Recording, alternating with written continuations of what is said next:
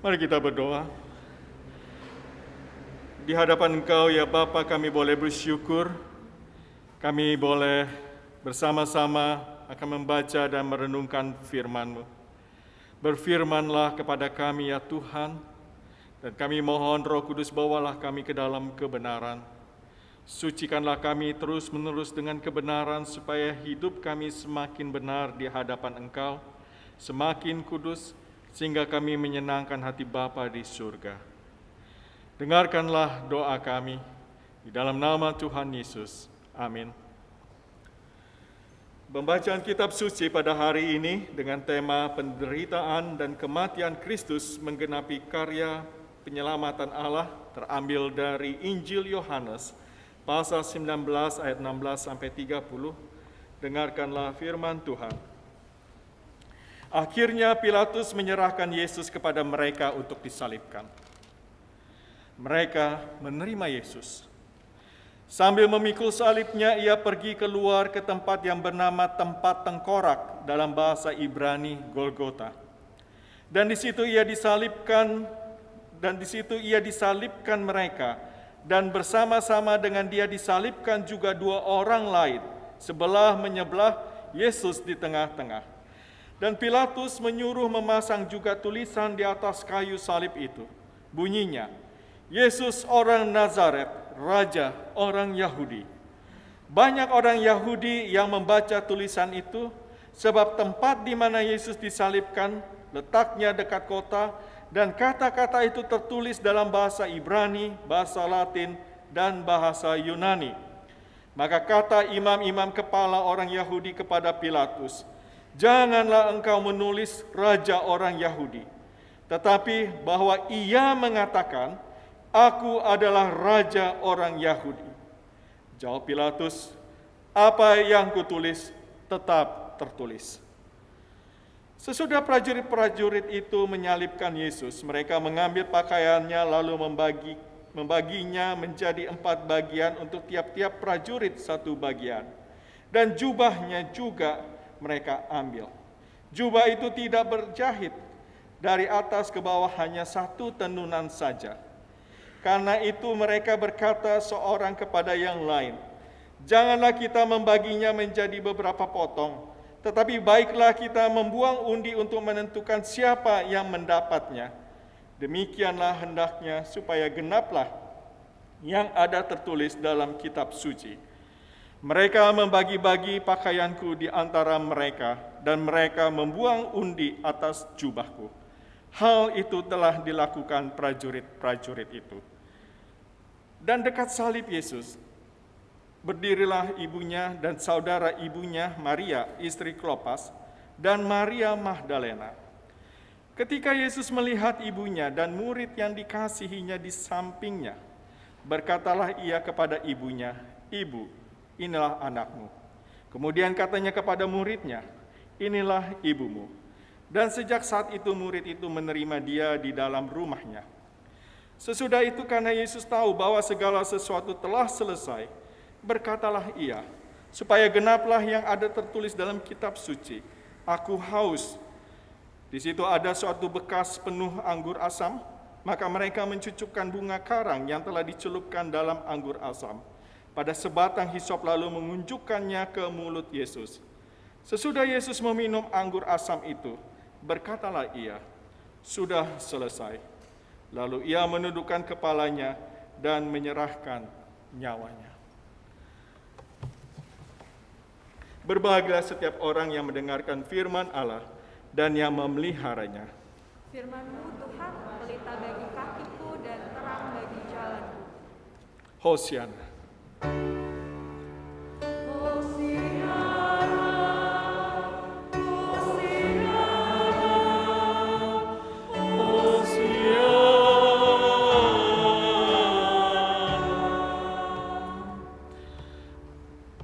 Shalom Bapak Ibu. Wah, ramai juga ya. Ini karena perjamuan kudus atau sudah mulai setiap minggu? Ya pokoknya kita bersyukur ya, pandemi semakin lama semakin mendekati endemi, dan kita mulai masuk ke dalam kegiatan-kegiatan rutin.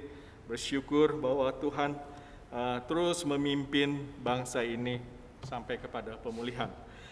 Izinkan saya bertanya Bapak Ibu, jika Bapak Ibu diminta untuk menebak, pertanyaannya seperti ini.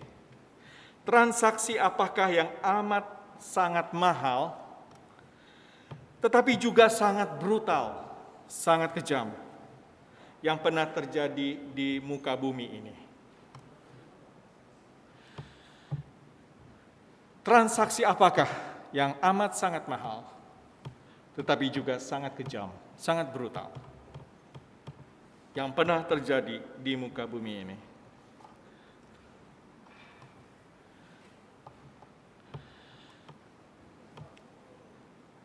Baiklah, saya jawab. Kalau enggak, waktu khotbahnya habis. Kita ibadahnya panjang karena ada perjamuan kudus. Paling tidak menurut saya, itu terjadi ketika Pilatus menyerahkan Yesus kepada imam-imam kepala, kepada orang-orang Yahudi, orang banyak pada waktu itu, dan kepada para prajurit Romawi. Sebagai sebuah cara transaksi yang dilakukan oleh Pilatus untuk menyelamatkan dirinya dari ancaman orang-orang Yahudi pada waktu itu, dan kemungkinan besar dia mendapat hukuman dari Kaisar Romawi. Kalau saya bacakan ayat 12, ayat sebelum pembacaan kita. Sejak itu Pilatus berusaha untuk membebaskan dia. Tetapi orang-orang Yahudi berteriak, "Jikalau engkau membebaskan dia, engkau bukanlah sahabat Kaisar. Setiap orang yang menganggap dirinya sebagai raja, ia melawan Kaisar."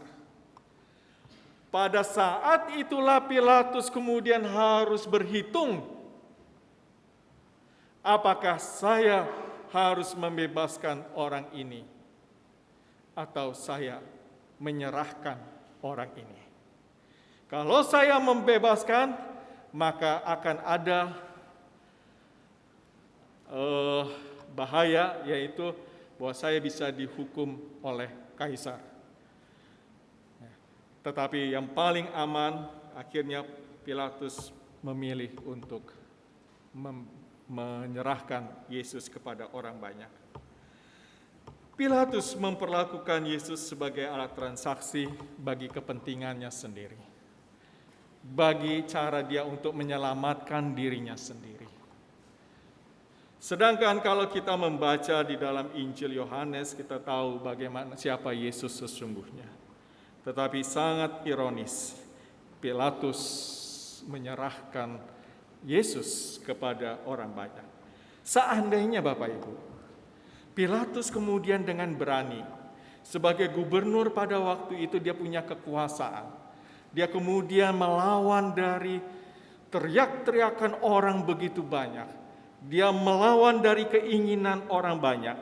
Dia menerima Yesus.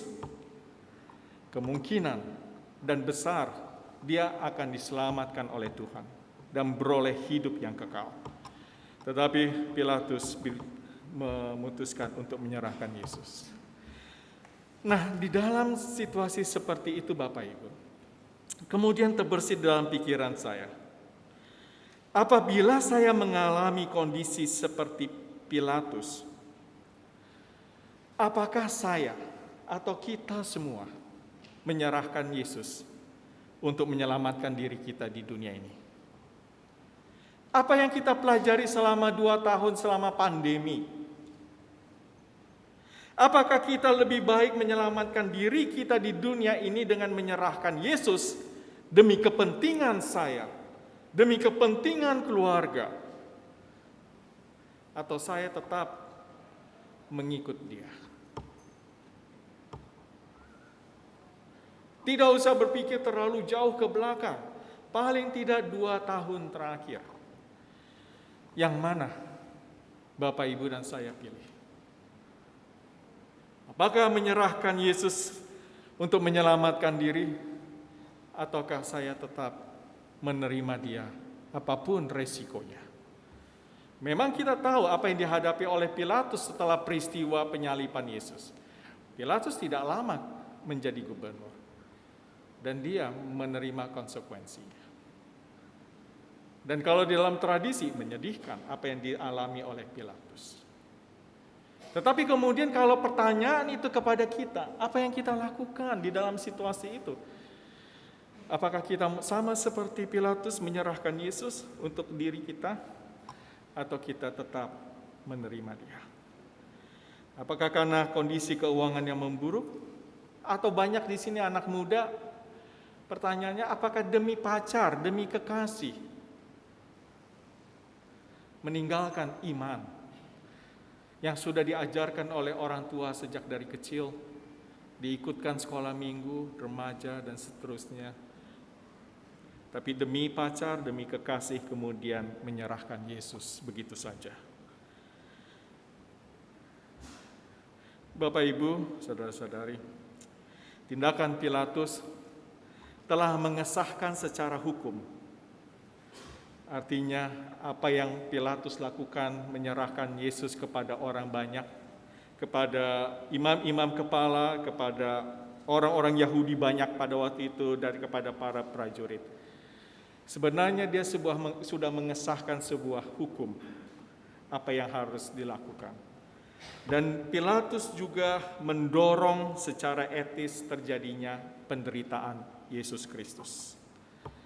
Kalau kita mengikuti atau membaca nas yang tadi kita baca, ada beberapa kisah ironis yang mau saya sampaikan.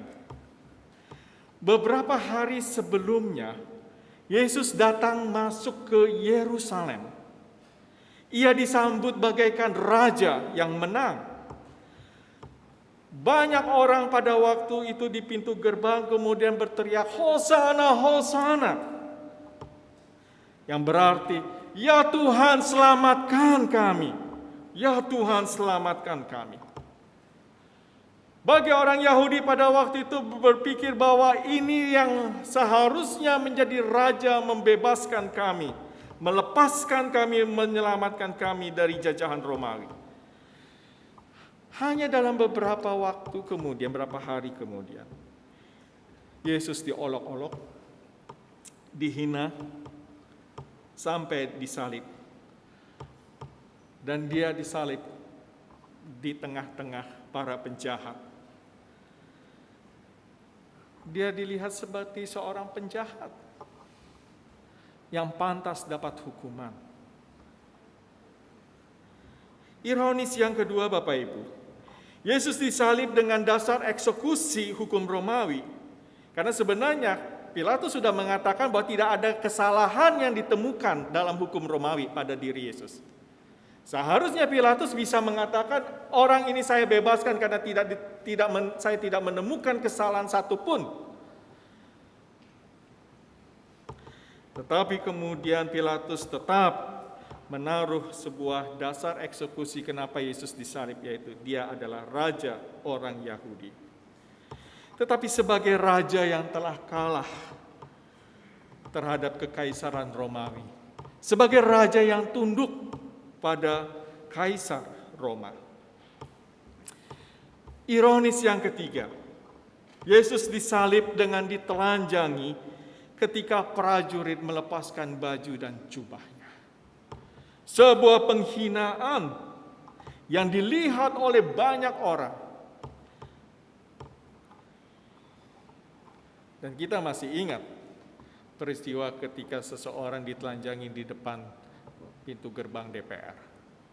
Itu sebuah penghinaan. Kristus sudah mengalami itu 2000 tahun yang lalu. Dia tergantung di atas kayu salib dengan dihina sedemikian rupa.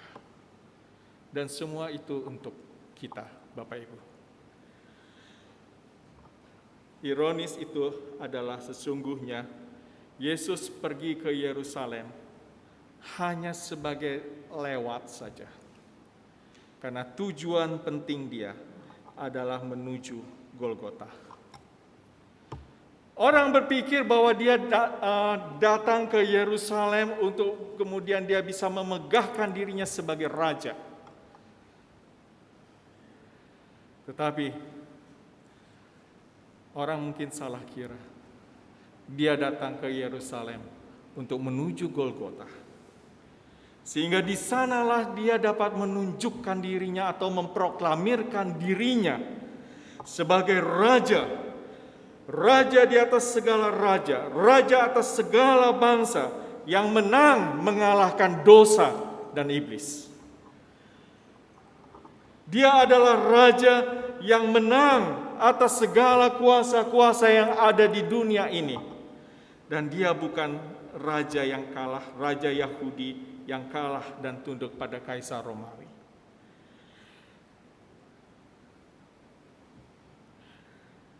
Di saat Yesus ditelanjangi, di saat yang sama firman Allah di dalam Mazmur digenapi. Dan itu digenapi oleh para prajurit Romawi sendiri, di mana mereka sendiri tidak menyadari betapa luar biasa rencana dan kehendak Tuhan dan setiap bagian-bagian di dalam kehidupan Yesus. Tidak ada satupun manusia atau kuasa apapun yang bisa menghalangi dia sampai kepada kayu salib. Bahkan sampai dia ditelanjangi sekalipun, tidak ada kuasa yang bisa menghalangi itu. Dan semuanya itu untuk siapa? Untuk kita semua. Perbedaan perspektif dan pemahaman antara orang-orang Yahudi pada waktu itu dan Tuhan Yesus sendiri memperlihatkan betapa bahayanya kalau kita tidak memiliki pemahaman yang benar atas apa yang menjadi kehendak Tuhan di dalam kehidupan kita. Orang Yahudi menginginkan raja yang politis yang membebaskan mereka dari kekaisaran Romawi. Tetapi Yesus datang sebagai raja di atas segala raja yang datang di dalam penderitaan dan kematian yang memalukan. Pertanyaannya bagi kita semua Bapak Ibu, ketika kita memiliki pemahaman yang salah, betapa celakanya kita melihat siapa Yesus. Betapa celakanya kita di dalam hidup kemudian kita gagal mengikut Tuhan. Menjadi pertanyaan juga, apa sih kehendak Tuhan bagi kita masing-masing? Apa sih kehendak Tuhan bagi saya? Mungkin ada yang mengatakan sebagai seorang laki-laki, oh saya menjadi suami yang mencintai istri dan menjadi pelindung yang setia bagi keluarga. Bagi karyawan, oh saya mau menjadi seorang pegawai yang jujur di kantor, di tempat usaha, dan segala macam. Kita bisa membuat sebuah pernyataan-pernyataan tentang apa sih kehendak Tuhan bagi saya. Tapi semua itu benar, tidak ada yang salah. Tetapi itu masih sangat umum. Pertanyaannya seharusnya, apa sih yang menjadi kehendak Tuhan bagi saya secara spesifik? Sehingga itu yang saya harus kerjakan, dan ketika saya kerjakan sampai pada satu titik, saya dapat mengatakan, sudah selesai Tuhan. Ini adalah pergumulan kita secara pribadi dengan Tuhan. Di dalam Injil Yohanes terlihat sekali bagaimana hubungan yang begitu intim antara Yesus dengan Sang Bapa. Sehingga hanya ada satu keinginan di dalam hati Tuhan Yesus adalah untuk menyenangkan Bapa di surga, melakukan apa yang menjadi kehendaknya. Itulah mengapa pertanyaan apakah kehendak Tuhan bagi saya secara pribadi. Bapak Ibu, perlakuan yang diterima oleh Yesus tadi adalah untuk menggenapkan rencana dan kehendak Allah yang kekal. Ketika kita membaca Injil Yohanes dari pasal 1, di pasal 1 saja, Injil Yohanes sudah memperlihatkan panorama yang luar biasa tentang kekekalan dan kuasa yang sangat besar, kekuasaan yang tertinggi. Bagaimana Allah menciptakan segala sesuatu dan segala sesuatu tunduk ada di dalam kuasa Dia. Dan yang mengherankan ketika kita membaca Injil Yohanes pasal 1, kok mau Allah yang penuh dengan kuasa dan kekal mau menjadi manusia yang berdarah dan berdaging seperti kita. Mungkin karena kita sudah menjadi orang Kristen sejak kecil, kita sudah diajarkan di dalam sekolah minggu, kita merasa bahwa sudah memang biasa saja Allah menjadi manusia. Tapi kalau saya ajaklah Bapak Ibu baca lagi nanti di rumah, baca Injil Yohanes dari pasal 1 ayat 1.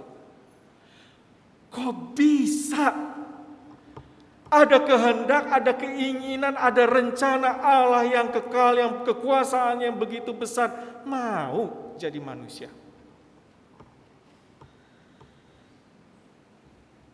Dan itu bisa terjadi karena Dia punya rencana. Dia punya kehendak. Yaitu karena Dia mengasihi kita. Itu yang makanya kita selalu suka dikasih tahu, hafalin Yohanes 3 ayat 16. Ada yang hafal? Siapa yang hafal? Karena begitu besar. Sip. Itu yang memotivasi, itu yang mendorong Dia mau jadi manusia. Dan yang menarik di dalam pasal 1, ketika Yohanes Pembaptis memperkenalkan siapa Yesus yang dia lihat dari jauh, apa kata dia? Lihatlah anak domba Allah yang menebus dosa dunia. Panorama yang luar biasa yang dipertunjukkan oleh Yohanes di dalam Injil Yohanes itu begitu takjub. Dan di dalam pelayanannya, Tuhan Yesus menunjukkan bahwa dirinya adalah Allah dengan Dia membuat tanda-tanda dan kuasa yang jelas hanya dimiliki oleh Allah sendiri. Dan Injil Yohanes hanya mencatat 7 tanda. Karena Yohanes sendiri mengatakan tidak cukup untuk mau menuliskan semua tanda-tanda, terlalu penuh. Nanti Injil Yohanes nggak ada yang mau baca karena terlalu tebal. Bagi Yohanes cukuplah 7 tanda untuk memperlihatkan siapa Dia. Dan itu tujuannya adalah supaya kita orang percaya semakin teguh iman kita bahwa betul Yesus itu adalah yang direncanakan oleh Allah dari kekekalan menjadi manusia, punya rencana adalah menuju kemana? Ke Golgota.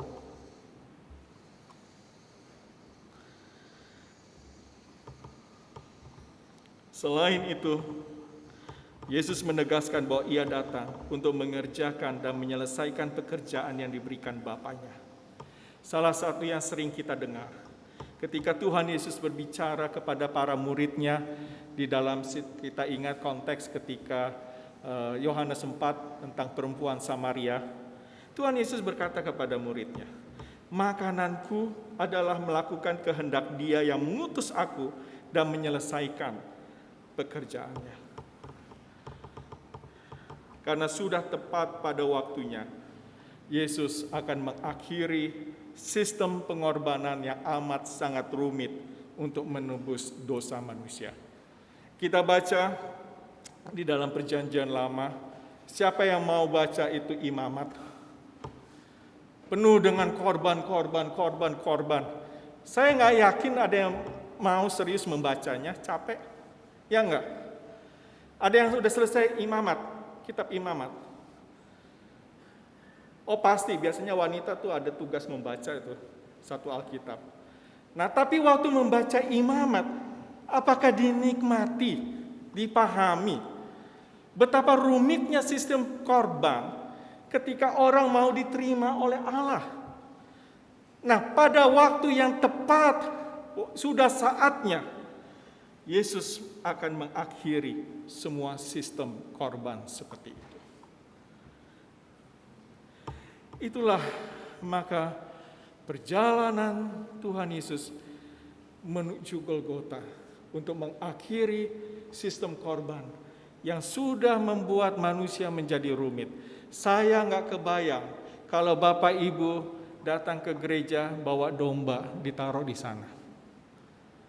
Betapa rumitnya gereja harus menyediakan fasilitas, ya Pak Ketum. Domba-domba mau ditaruh di mana, kapan waktu disembelih dan segala macam.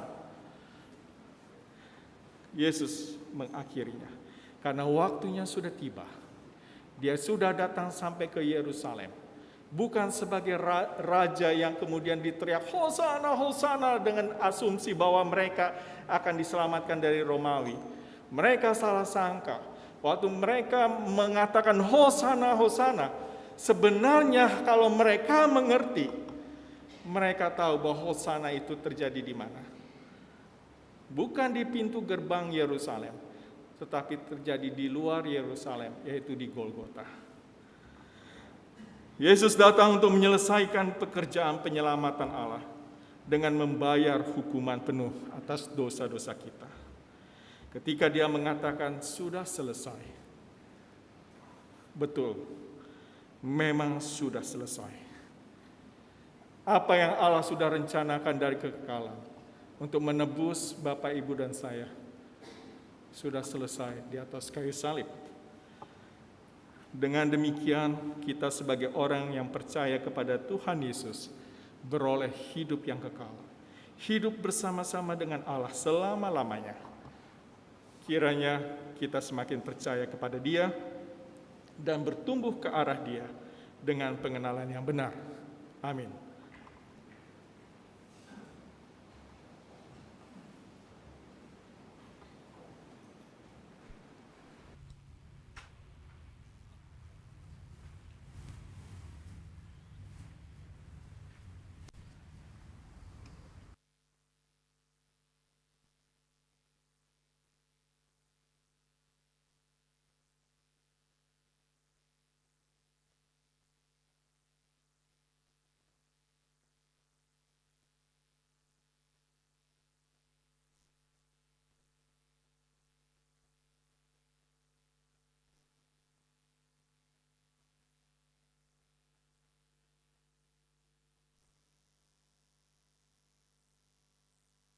Ayo, jalan!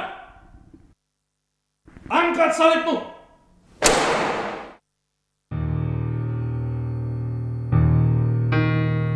Cepat! Ini yang namanya raja orang Yahudi! Jangan salibkan dia! Minggir kau! Minggir! Lihat ini orang-orang Yahudi, lihat ini raja kalian. Ini raja kalian. Jangan siksa dia! Dia tidak bersalah. Minggir kalian, jangan halangi jalanku. Minggir. Salibkan dia! Nyahkan dia. Dia tidak bersalah. Ayo jalan, angkat salibmu. Mana tunjukkan kekuatanmu. Dia bukan raja kami. Cepat jalan. Rabi, nyala kau. Salibkan dia. Angkat, bangun. Rabi! Bangun, ayo jalan terus. Rabi! Angkat salibmu, jalan. Cepat. Dia! Jangan siksa Minggir dia! kalian, minggir. Dia tidak bersalah! Minggir. Salibkan saja dia. Siapa dia? Jangan Cepat jalan. dia! Minggir kau perempuan, sebelum aku pecut kau, minggir. Minggir. Cepat jalan, angkat salibmu. Bangun. Bangun. Cukup! Jangan siksa dia! Yang seperti ini raja. Dia bukan Bangun, ayo jalan. Jangan salibkan dia! Dia tidak bersalah! bebaskan dia. Saja kau. Rabi! Bangun, ayo jalan cepat.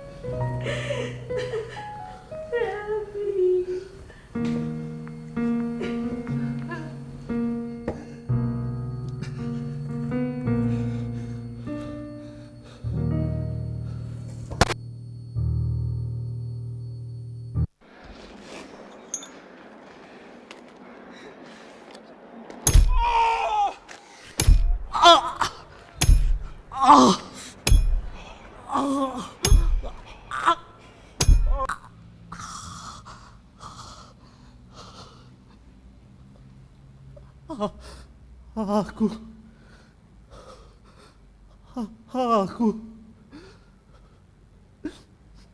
mengapa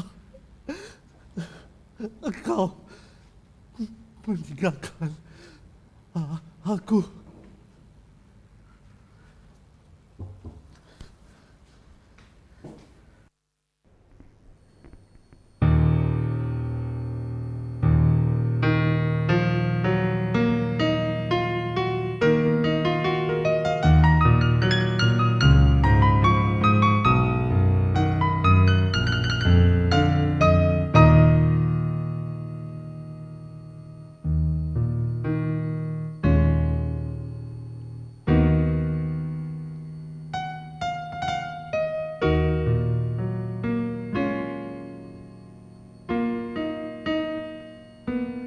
Lewat Via Dolorosa di kota Yerusalem, tentara coba menembus jalan. Di tengah orang banyak yang saksikan terpidana mati.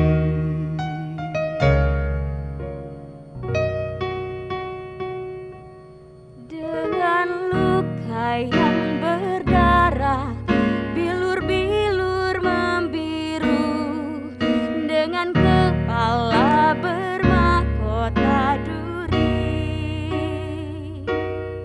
Langkah yang satu-satu diiring cemooh pantas mati. Lewat Via Dolorosa, jalan penuh derita, Mesias yang raja bagaikan domba. Demi aku dan engkau jalan ini dipilihnya. Lewat Via Dolorosa menuju ke Golgota. Darah yang membasuh dosa dunia berceceran di kota Yerusalem.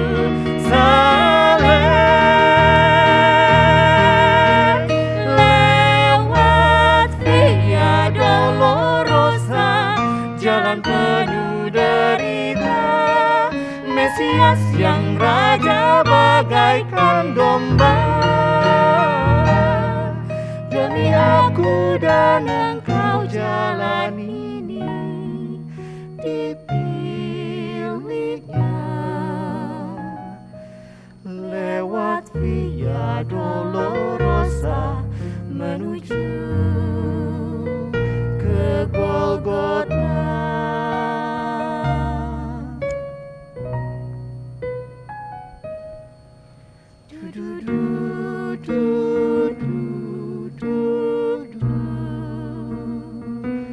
Ke Golgota.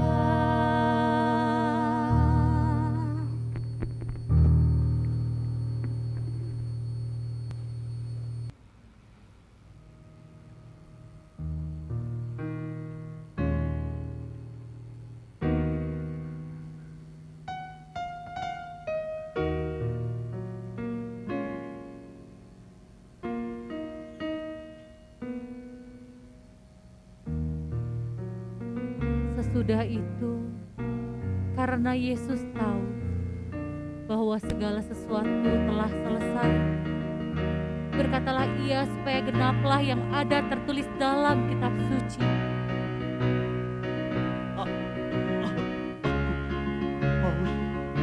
Di situ ada suatu bekas penuh anggur asam.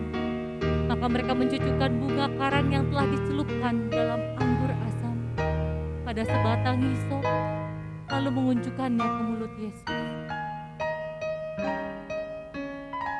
Sesudah Yesus meminum anggur asam itu, berkatalah ia,